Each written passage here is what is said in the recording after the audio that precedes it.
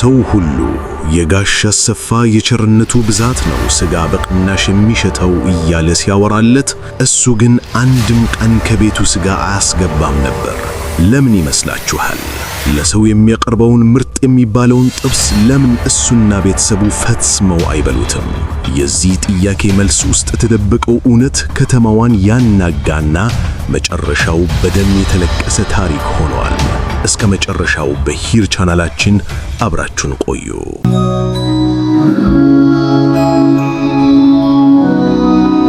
በከተማው ዳርቻ በሚገኝ አንድ መንደር ውስጥ ለ20 ዓመታት በሥጋ ቤት አቅራቢነትና በጥብስ ቤት ሥራ የሚታወቅ ሰው ነው።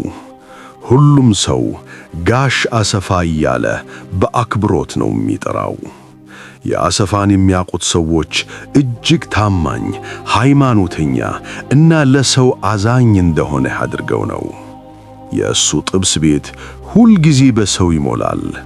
ሌላው ሥጋ ቤት 1 ኪሎ ጥብስ በ700 ብር ሲሸጥ፣ አሰፋ ግን በ400 ብር ብቻ ነበር የሚሸጠው። እንዴት ነው ጋሽ አሰፋ እንዲህ በቅናሽ የሚሸጠው ብለው ለሚጠይቁት ሰዎች እሱ የሚመልሰው በፈገግታ ነበር። እኔ ካገኘሁት ትርፍ ይልቅ የድሃው ሆድ መጥገቡ ደስታ ይሰጠኛል፣ በረከቱ ይበልጥብኛል ይል ነበር። ይሄ ንግግሩ ደግሞ የብዙዎችን ልብ ማረኩት። ሰርግ ያለው ሰው፣ ክርስትና ያለው፣ አልፎ ተርፎም ትልቅ ሆቴሎች ሥጋ የሚያዙት ከአሰፋ ነበር። ነገር ግን ማንም የማያውቀው ከአሰፋ ያ ጥቂት ፈገግታ በስተጀርባ የተደበቀ አንድ ጥቁር ምስጢር ነበር። 5 ዓመት በፊት አሰፋ ከፍተኛ የኢኮኖሚ ቀውስ ውስጥ ገብቶ ነበር። የቤት ኪራይ መክፈል አቅቶት ልጆቹ ከትምህርት ቤት ሊባረሩ ደርሰው ነበር። በዛ ሰዓት ነበር አንድ አደገኛ ሐሳብ የመጣለት። አንድ ምሽት ከአንድ አሮጌ ጋሪ ነጂ ጋር ተገናኘ። ጋሪ ነጂው ፈረሱ በጣም አርጅቶበት ሊሞትበት እንደሆነ ነገረው። አሰፋ በዛ ሰዓት በጭንቅላት ውስጥ ሰይጣናዊ ስሌት ሰላ። ይህ ፈረስ ቢታረድ ስንት ኪሎ ሥጋ ሊወጣው ይችላል ብሎ አሰበ። ፈረሱን በዝቅተኛ ዋጋ ገዛው። በጨለማ ማንም በማያይበት ሰዓት ከከተማው ወጣ ብሎ በሚገኘው በስተጀርባው በኩል ባለው አሮጌ ጎጆ ውስጥ ፈረሱን አረደው። ያንን የፈረስ ሥጋ ከጥቂት የበሬ ሥጋ ጋር ቀላቅሎ በበነጋታው ለደንበኞቹ አቀረበ።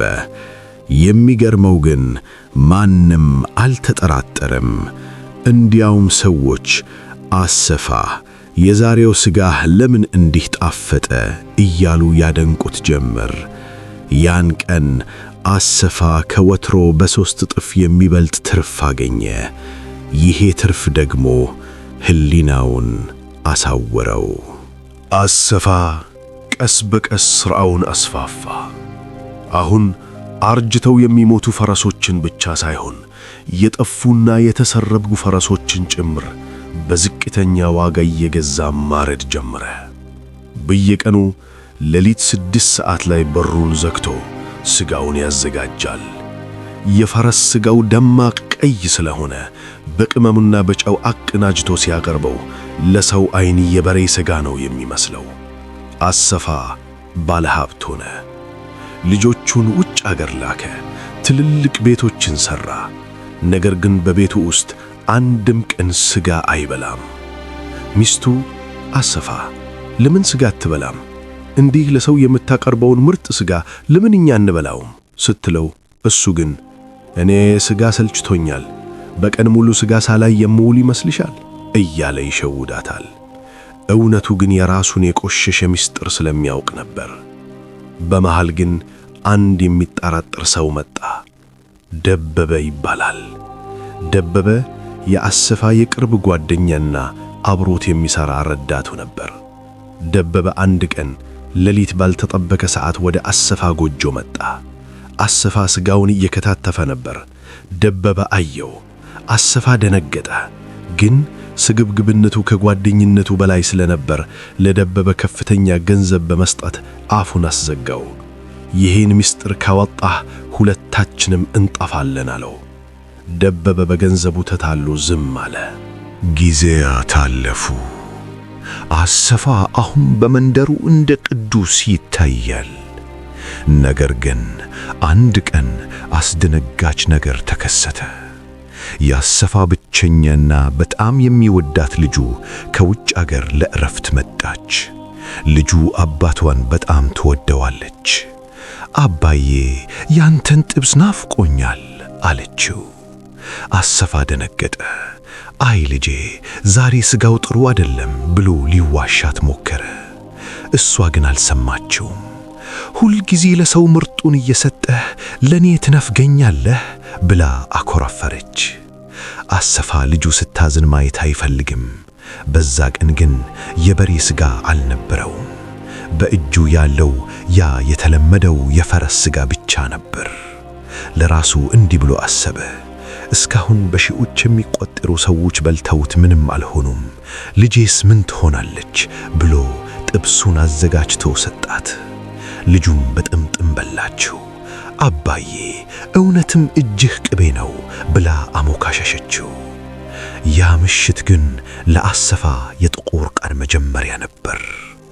እኩለ ሌሊት ላይ ልጁ በከፍተኛ ጩኸት ተነሳች። ሆዷን እያዘች ትጮኻለች። አሰፋ እየሮጠ ሄደ። ልጁ ትውከቷ ደም የተቀላቀለበት ነበር። ሰውነቷ በከፍተኛ ሙቀት ይቃጠላል። በአስቸኳይ ወደ ሆስፒታል ወሰዳት። የቲኩያና ዶክተሮቹ ለሰዓታት ሲመረምሯት ቆዩ። አሰፋ በሆስፒታሉ ኮሪደር ላይ የተመላለሰ ይጸልያል። እባክህ ጌታዬ በሰራሁት ስህተት ልጄን አትቀጣብኝ እያለ ይቃተታል። በመጨረሻም ዋናው ዶክተር ወጣ። ጋሽ አሰፋ ልጃችሁ በጣም አደገኛ በሆነ ባክቴሪያ ተጠቅታለች። ይህ ባክቴሪያ ደግሞ የሚገኘው በበሬ ስጋ ውስጥ ሳይሆን ባልተመረመረና በታመመ የፈረስ ስጋ ውስጥ ብቻ ነው አለው። አሰፋ ዓለም ተገለባበጠችበት። ምን እንዴት ሊሆን ይችላል ብሎ እንደማያውቅ ለመምሰል ሞከረ። ዶክተሩ ግን ቀጠለ። ይህ ባክቴሪያ በጣም አጥፊ ነው። በወቅቱ ካልታከመች ልታጣው ትችላለህ። ግን የሚገርመው ይህን ስጋ የት አግኝታ ነው የበላችሁ? በከተማችን ፈረስ ይታረዳል እንዲህ ሲል ጠየቀው። አሰፋ መልስ አልነበረውም። ዝም ብሎ ወደ መሬት አየ። በዛ ሰዓት ህሊናው ይወቅሰው ጀመረ። ለዓመታት ለሰው ሲያበላ የነበረው መርዝ ዛሬ ወደ ቤቱ ተመልሶ መጣ። አዝመራው ደረሰ ማለት ይሄ ነው። ልጁ በሆስፒታል በሞትና በሕይወት መካከል እያለች ሌላ ጉድ መጣ። ፖሊሶች ወደ አሰፋ ቤት መጡ። ለካስ ረዳቱ ደበበ አሰፋ የሰጠው ገንዘብ አልበቃ ብሎትና ህሊናው ተረብሾ ለፖሊስ ጥቆማ ሰጥቶ ነበር። ፖሊሶቹ የአሰፋን የኋለኛውን ጎጆ ሲፈትሹ ገና ያልተከታተፉ የፈረስ ጭንቅላቶችና ቆዳዎች አገኙ። ዜናው እንደ ሰደድ እሳት በመንደሩ ተሰራጨ። አሰፋን ቅዱስ ይሉት የነበሩ ሰዎች ሁሉ አሁን አውሬ ይሉት ጀመር። የአሰፋ ጥብስ ቤት በቁጣ በገነፈለ ሕዝብ ተሰባበረ። ነገር ግን ትልቁ ድንጋጤ ገና አልመጣም ነበር። ፖሊስ ምርመራውን ሲያፋጥን አሰፋ የሚገዟቸው ፈረሶች ዝም ብሎ የሞቱ ፈረሶች ብቻ እንዳልሆኑ ታወቀ። በአካባቢው የሚገኝ አንድ የእንስሳት ምርምር ጣቢያ ነበረ። ጣቢያው ለሙከራ የሚጠቀምባቸውንና የተለያዩ መድኃኒቶች የተከተቡባቸውን እንዲሁም በበሽታ እንዲሞቱ የተደረጉ ፈረሶችን የሚቀብሩ ሰዎችን አሰፋ ጉቦ እየሰጠ ያንን በበሽታ የተበከለ ሥጋ ለሕዝብ ሲያቀርብ እንደነበር ተደረሰበት። ይህ ማለት አሰፋ ለዓመታት ሕዝቡን ሲመግብ የነበረው ተራ የፈረስ ሥጋ ሳይሆን በመርዝ እና በበሽታ የተለከፈ ሥጋ ነበር። አሰፋ በቁጥጥር ስር ዋለ። በቃሊቲ እስር ቤት ሆኖ የልጁን ዜና ይጠብቃል። ከአንድ ሳምንት በኋላ ሚስቱ ልትጠይቀው መጣች። ዓይኖቿ በእንባ ቀልተዋል። ጥቁር ልብስ ለብሳለች። አሰፋ በከፍተኛ ድንጋጤ ልጄ እንዴት ናት አላት። ሚስቱ ምንም ሳትናገር አንገቷን ደፋች። ልጃችን አንተ ባበላሃት መርዝ ሕይወቷ አልፏል አለችው። አሰፋ በዛ ሰዓት የደረሰበት ድንጋጤ ሊገለጽ አይችልም። ጩኸቱ የእስር ቤቱን ግድግዳዎች ሰነጠቃቸው። ለገንዘብ ብሎ የሺዎችን ጤና ሲያናጋ የነበረው ሰው በመጨረሻ የገዛ ልጁን በገዛ እጁ አረደ። ታሪኩ በዚህ አላበቀም።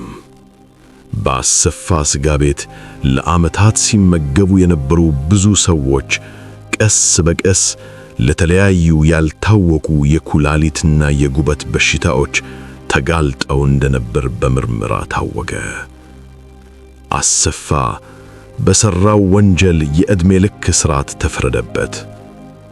አሁን አሰፋ በእስር ቤት ውስጥ ሆኖ ሁልጊዜ ማታ ማታ የፈረሶች ኮቴ ድምፅ እንደሚሰማው እና የልጁ ጩኸት ከጆሮው እንደማይጠፋ ይናገራል።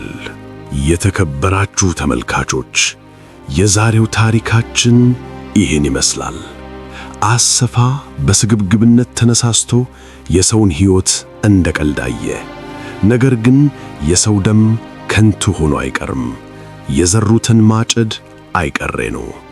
ዛሬ በየመንደራችን በቅናሽ ሥጋ የምንገዛባቸው ቦታዎች የምንበላቸው ምግቦች ምንጭ ምን እንደሆነ ማሰብ ይኖርብናል። ስግብግብነት መጨረሻው ውድመት ነው። ከአሰፋ ታሪክ ምን ተማራችሁ? አስተያየታችሁን በኮሜንት መስጫው ላይ አስቀምጡልን። ለቻናላችን አዲስ ከሆናችሁ ሰብስክራይብ በማድረግ ቤተሰብ ሁኑ። በሚቀጥለው ዘግናኝ እና አስተማሪ ታሪክ እስክንገናኝ ቸር ሰንብቱ።